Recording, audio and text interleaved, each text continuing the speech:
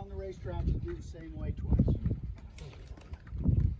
I think we are conditioned to not like to drive downhill with your foot on the floor. I think that is normal. I think in a very fast car, it is very daunting.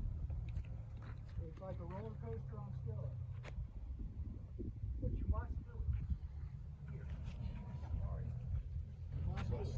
Now, if we look back, we can see actually, we cannot see the road around the turn 15 apex curve. And the reason why is because the road begins to drop again as soon as we come out. But we can come out, and as soon as we come out, close to the left edge,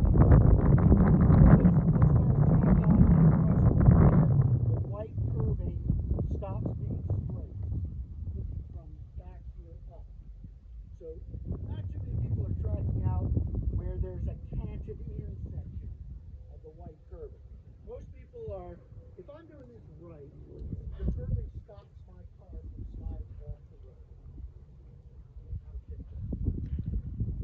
And I'm in a small, lightweight, open, two-seater sports racing car. And 150 horsepower, so I'm going to 6-inch front tires.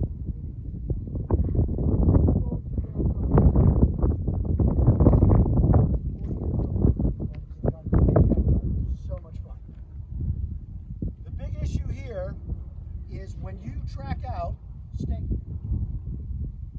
When you turn in at 14, use a lower gear, and I encourage you to use a lower gear. A lot of cars use second gear, some cars use third gear. Most ratio cars will use the same gear they use in turn 1 and oak tree. Okay? So there's 4 corners on this track that are roughly within a couple of miles an hour of each other. Turn 1, turn 4A, turn 14, turn 12, oak tree, and turn 14. If you are in that lower gear, shift up. Shift up in the short straight between the end of the right turn before you turn left. I'm going to tell you another thing. I want you to shift up again. So I'm in 5th gear? Oh my gosh. Yeah, 50 or what? No. Are you in 4th? Yeah. Yeah, So do you- basically I'm shifted to 4th. So you just straight do you right take here. 3rd Yes. here? Okay.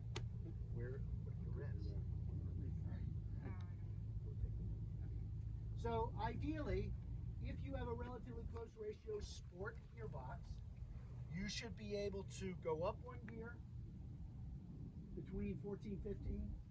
If you do not go down that low, stay in that gear. But in all cases, shift up again here. There are a lot of people that accelerate here and downshift in preparation for hog pen. Gravity is your friend. You do not need to do that. Yes, it feels better, that seductive thrust at the back of the small of your back. But realistically, if you are shifting up before the track out of hog pen, then you need to go into hog pen in a higher gear. Okay? Now this will achieve 2 goals. One goal is the platform will be more stable. The second thing is that it will not cause you to overslow for this section. And I'm going to ask you to think about this.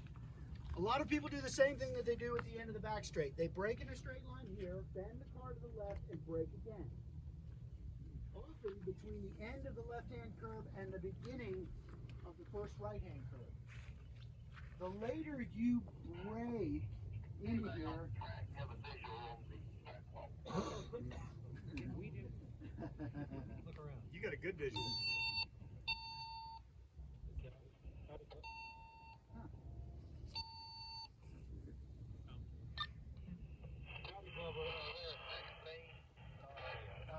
So okay. So the big thing is I'm going to ask you to drive down here. what I was trying to say was the later you brake going into the throat of hog pen, the later you're going to get back on the power, which will influence directly the terminal velocity at the end of the pit straight. Don't break in there. So don't brake too late. Get your braking done sooner and get on power before you bend the car to the right.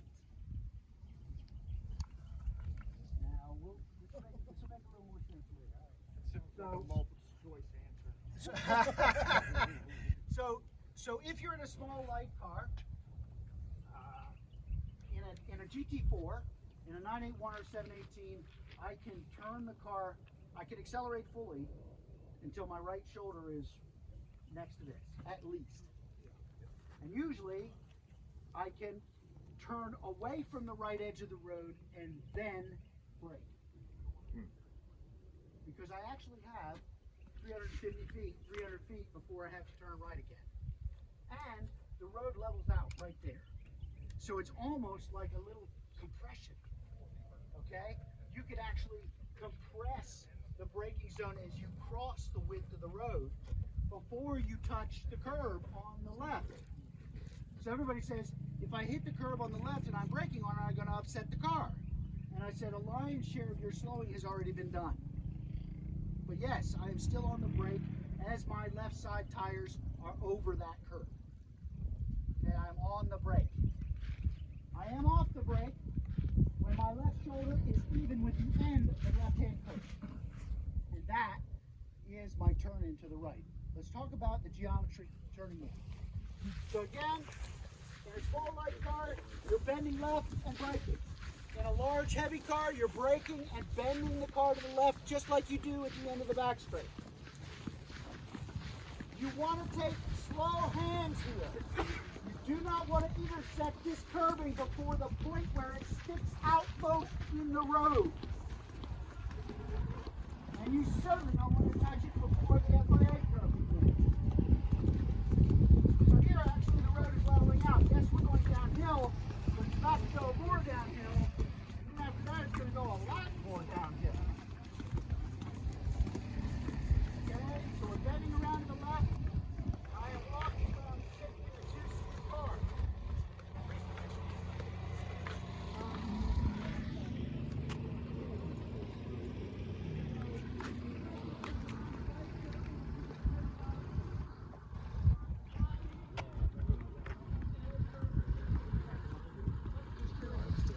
It's actually quite well worn. This is great. The most worn part of the asphalt is exactly the car width from the FIA curve. And all that tells me is that the loading to the right side of the car is substantial enough that the left side's not really going to upset it. If you do it. Now, the big issue is they leave the left edge of the road, they leave the curbing before the end, and they leave with the car on a heading on a diagonal from the right to the left. Your goal should be to finish the left turn first. Turn right. Similar to skiing, where you finish a turn and then you have a period where you are transferring weight to the other side. It's exactly what you want to do. You want the car to be relaxed for a moment. The reason why people crash here is because they don't allow the car to relax. And they have all this energy to the right, and then they whip it to the other side, and the car doesn't like it. Or what they do is they see that they're going to run wide here, and they try to tough it out, and that's not cool either. Some of the biggest accidents I've seen are just because people were sloppy with the car plate and just kept going instead of bailing. But this is a lovely, lovely thing. Most people are going somewhere between 61 and 68 miles an hour minimum speed in a GT car with R-Comps. It is possible to go high 70s here with R-Comps on a GT car that's unmodified. So the higher the minimum speed here and the shorter the duration of minimum speed, the faster you're going to go through here. So our goal when I say to finish the left turn is I want to leave the left edge of the road with the left side of the car parallel with the left side of the road beyond the end of the curve, and I want to be the one that makes the decision to turn right. I don't want the car to say, whoa, whoa, whoa, we got to do it now. Okay? So the left front is on this curve. Okay? If I do it too hot and I leave the left edge of the road too soon, I'm really in trouble. Because the road's going to fall away when I have to add more steering input. The quickest cars, left side tires are still here. Okay? Left side tires are still here. I may not be aimed to the left, but I am certainly parallel and on the left edge of the road. My goal is to be finished braking when my left shoulder is at the very end of the curve. Immediately, I am off the brake and back on 10 to 30% throttle as I turn the wheel into the turn. When it becomes clear I am going to make it to the 2/3 mark of the first inside curve, then it goes to 30 to 50%. Then as the road drops away after the first inside curve begins, the car slides sideways, laterally. And if the car is set up well, it slides equally front and rear until it reaches the compression and it stops. Or at least you hope so. But the idea here is you are arcing this in. You are not driving straight in and squaring this off. Because if you pinch the entry of this and you try to add more steering to stay on the track and the road is falling away, you're in trouble. And this is a lovely, lovely view because I can see 1, 2, 3, 4, 5 elevation changes, elevation rate changes from this vantage point. So the big problem is from here to there, the road is falling away. Okay, from here to the beginning of the first inside curving, it's falling away. As soon as you get to the first curving, it really falls away, and you got to do something. If you hit any curve in this area, the first one, 2/3 of the way through, really, really, really, really, really important. If you are wide of that curve, if the car is out of shape going into this, if you are going to pick up the curve before at least the halfway mark, fail. Do not go forward. But if you do it right, the car develops a slip angle at a greater rate in the rear than it does in the front as the road drops away because you're being proactive with the throttle. And all of a sudden, the car is sliding sideways, and then when it gets out of bridge, now, like 15, where you can see that the car compresses, and then it has to release that spring energy and starts sliding out to the outside, it's going to do the same thing here. So in 1999, when the track was brand new, I brought a brand new Dodge Viper up here, and Connie and I just drove it all day. And the first place we spun was right here. And part of it was because I said, well, shoot, I'm looking at it like a flat corner, and I go in and I say, oh, I'm through, I'm done, I'm okay. Well, right about that time, that spring energy from that big heavy car releasing at the back coupled with a loss of traction from summoning all those V10 horsepower, just zeroed us 0-8 all the way down the pace.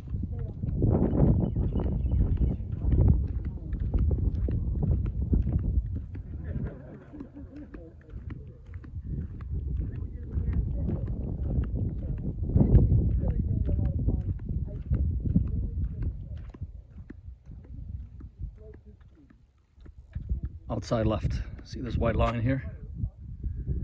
Inside right on the curbing.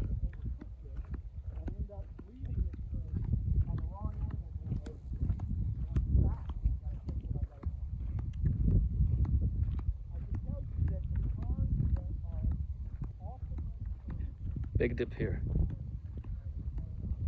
Lots of traction.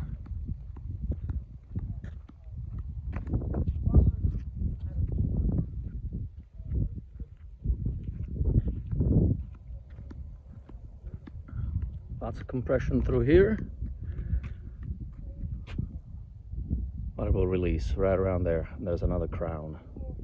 So careful up there. But through here,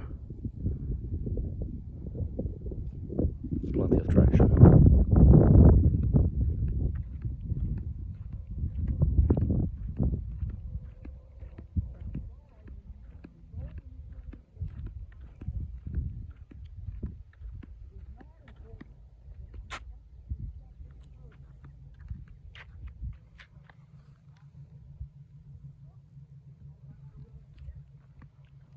Drops a lot right here.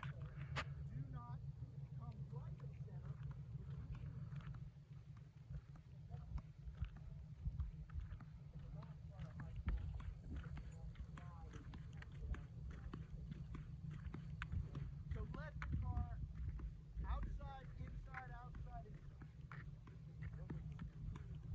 So again, I'm turning back here. Yes, sir. So my left shoulder is right here, and this is where I leave the left edge of the road. Hands are slow. Hard or more open arm. Because we're going faster, the edge is so fast. The car is more. So the big issue is that it's really easy to turn and drive on a diagonal. Don't do that. Bend the car. But do it 10 to 30% throttle from here to the point where you're sure you're going to make the apex, which is the halfway to 2/3 mark on the length of the first curve. But if you're clear you're going to make it, 2/3 through here. Once you know you can make it, you can get on the power.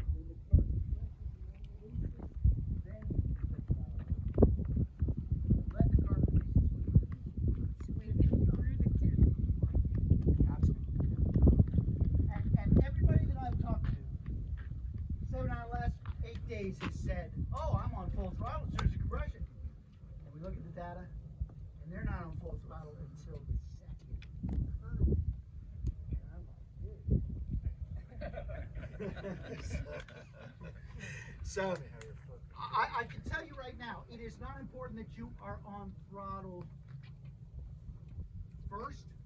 What is important is that you never stop continuously depressing and progressing with the throttle to 100% without having to lift.